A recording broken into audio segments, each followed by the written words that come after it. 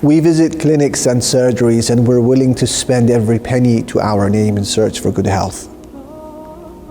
And we knock on every door in search for happiness and peace of mind.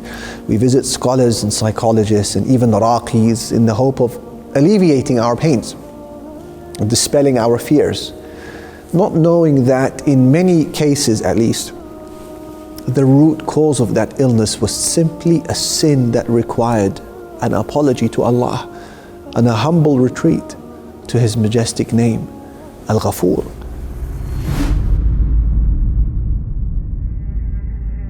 We translate this majestic name as the most forgiving. But a deeper look uncovers a much deeper meaning. The word Al-Ghafoor is from Al-Ghafr, which refers to At-Taghtiyatu was-Sitr, covering and concealing something. And that's why when the Arabs want to say that so-and-so dyed his grey hair, they say Ghafara ash-shaybu bil-khitab. Again, you hear that word Ghafr when speaking about hair dye, because it involves covering. And also the word that they use for battle helmets is Mighfar, because it covers the head and protects it from harm. So from these examples, you've probably noticed two primary meanings from the term Ghafr, which is protection from harm and veiling from exposure. Now, if you've understood this, you've understood the name of Allah Al-Ghafoor, a Lord who hides the sins of man and conceals his faults, veiling his treacherous behavior so as to not humiliate him, whilst at the same time, Al-Ghafoor is He who shields him, protects him from the harms of those sins by accepting his repentance, replacing sins into good deeds, and even loving him more than he did before the sin. That's different to us. After we forgive, we can love, but from a distance. But when Al-Ghafoor forgives, He loves from a place even closer than before. La ilaha illallah. That is a Lord to be appreciated and loved. And forgiveness is a universally admired trait. We're inclined to those who pardon, particularly when the victim did not need to do so. In April 2015, Salahuddin Jitmood, a delivery driver for Pizza Hut, was making one of his last deliveries of his shift when he was robbed at an apartment in Kentucky. In US, he was stabbed to death. What caught the headlines, however, was what happened during the court hearing of the murder. The father of Salahuddin was present, and he came eye to eye with his son's killer. And the father addressed him and he said that, you know, it's been 2 years and 7 months of suffering along with many nightmares. But I am angry at the devil who misguided you and misled you to do such a horrible crime. I don't blame you. I'm not angry at you. I forgive you. And then he said to him that the door of opportunity for God to forgive you is open. Reach out to Him. You have a new chapter of good life coming. Subhanallah. Now the defendant was sentenced to 31 years in prison. But before he was taken away in cuffs, Salahuddin's father embraced him. He hugged him. And the defendant wept. The father whispered into his ear to do good deeds, and that when he is released from prison, to have confidence that Allah is forgiving. Now at that moment, subhanallah, the sounds of heavy crying from the attendees could be heard. When the judge was reduced to tears and she called for a break. So we admire these examples, yet at the core of it is an example of forgiveness between two equal human beings. So what then of forgiveness when it happens between two who are very different to one another? When the crime was not between two equal human beings, but between a slave and the supreme master, the helpless and the supreme king, the deficient and the perfect, the created and the creator. How intensely should he be loved for the forgiveness that he shows? This love is then intensified in your heart towards him when you think about the sheer number of ways that Allah Al-Ghafoor has given for people to have their sins cleansed from them, as if they never did them. No less than 10 different ways. 3 ways in the life of this world. Count with me. Tawbah is one way to have those sins erased. Repentance. Calamities that by their nature erase sins. Number 3, good deeds which by their nature erase sins. But if you still have sins by the time you pass away, don't worry, there are another 3 opportunities, but from within your grave. The funeral prayer that is performed over you. Good deeds that you have left behind that continue to benefit you in the grave. Number 6, the traumas which many people will experience in the grave. If, however, the day of judgment begins and you're still carrying sins and the grave didn't erase them, don't worry, another 3. Number 7, the horrors that people experience on the day of reckoning that erase sins. Number 8, the standing on the plane of resurrection for 50,000 years. Number 9, the intercession of the intercessors.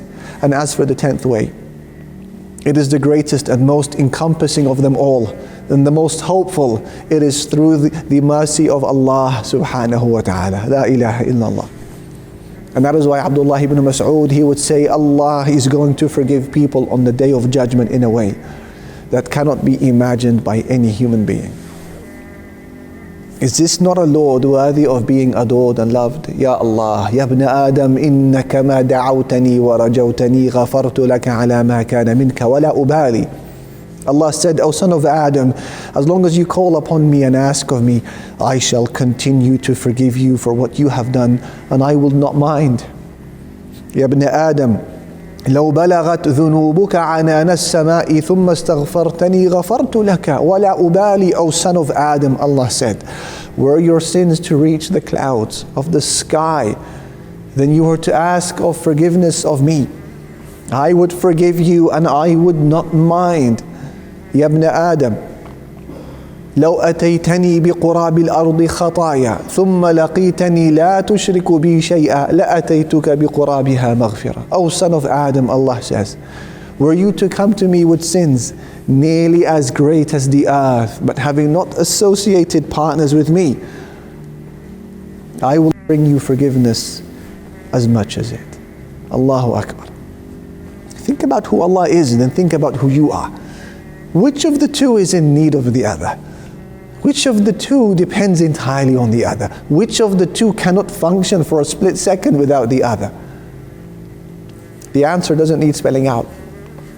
Yet look at the manner in which He calls you back. Why does He do this? Because يُرِيدُ اللَّهُ أَن يُخَفِّفَ عَنْكُمْ. Allah wants to lighten your load. You see, there are so many forms of luggage that man shoulders throughout his life. The luggage of work, of illness, debts, and dependence, stress, so on. But there is no luggage in existence that is more strenuous on your back and more damaging to your peace of mind and more detrimental to your hereafter than the luggage of sins. It's this luggage that expelled Iblis from Allah's mercy, and what drowned the Pharaoh and his people, and what caused the earth to swallow up Qarun and his riches, and what annihilated the civilizations of Ad and Thamud and the people of Lut and Shu'aib. It's this luggage that causes, in many, if not most cases, the loss of peace of mind and contentment and the goodly life. Sins, Abdullah ibn Abbas, he said, good deeds bring about light in one's face, luminosity in one's heart, expanse in provisions, strength to the body, and love in the hearts of the people.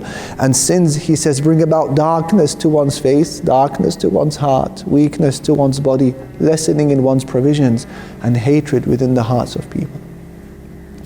Anyone who believes that happiness can be found in other than Allah's obedience has thought the worst of Allah subhanahu wa ta'ala. So take it as a rule in life. The fatigue or the rest that your soul feels is proportional to how far or close it is to Allah. Because we all know how it feels to be torn between 2 items of clothing, or torn between 2 job opportunities, or torn in the decision to travel or not. So what then of a person who is constantly torn between the life of sin and the life of worship? Can such a person rest? Of course not. So Allah al-Ghafoor, He knew very well that sins will bring misery to your life and will change your daylight hours to darkness and convert your certainties into doubts and make your private time endless moments of agony. Allah knew this. So He sent you a lifeboat to hold on to. It's the name of Allah, Al-Ghafoor.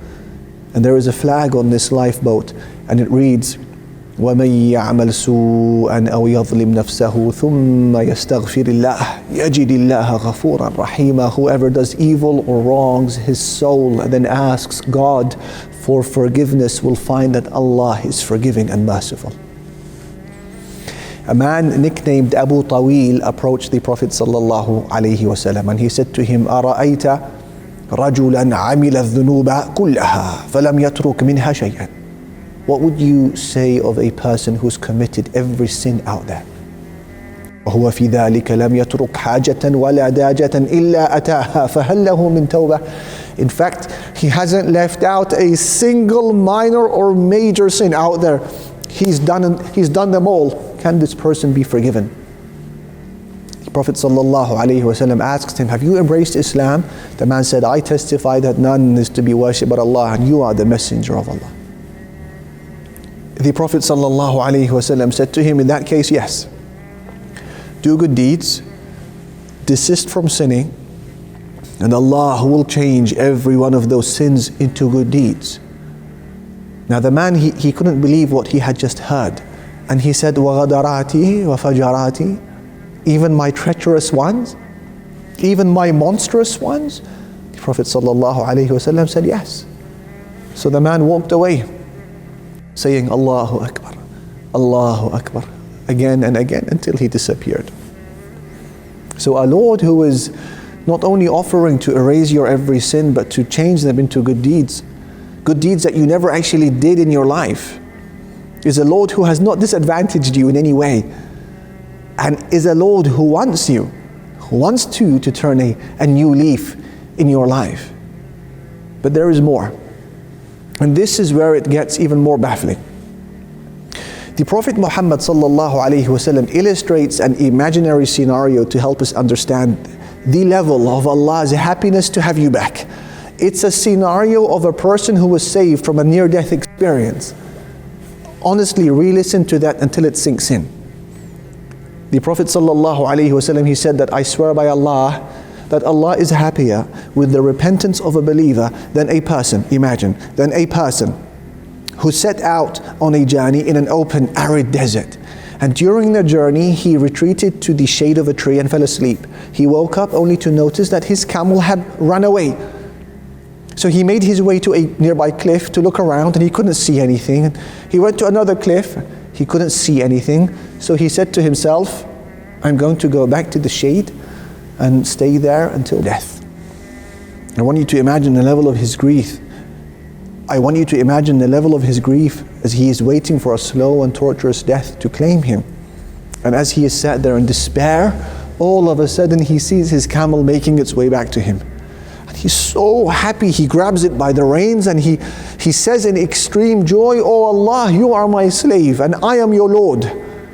And the Prophet said that he made a mistake due to his extreme happiness. Subhanallah. So take advantage of this. And I'll tell you how. By gathering every one of your sins before your eyes, load them up, all of them, the public and private ones, the old and recent ones, the minor and major ones, even those you feel so uncomfortable thinking about, as well as those sins that you feel can never be erased. Bring them all together until you're eye to eye with them, and then boldly declare, Oh Allah, I swear by your might and glory that you will forgive me for these. You will remove them from my life. You will veil me from their shame. You will replace them into good deeds. You will purify my heart from their poisonous effects. And you are the one who made me daring and ambitious in this request of mine, because you told me that your name is Al-Ghafoor. Then after that, if for a single moment you doubt Allah's happiness to hear those words from you and His willingness to honor your every request, then you have to listen to this episode one more time.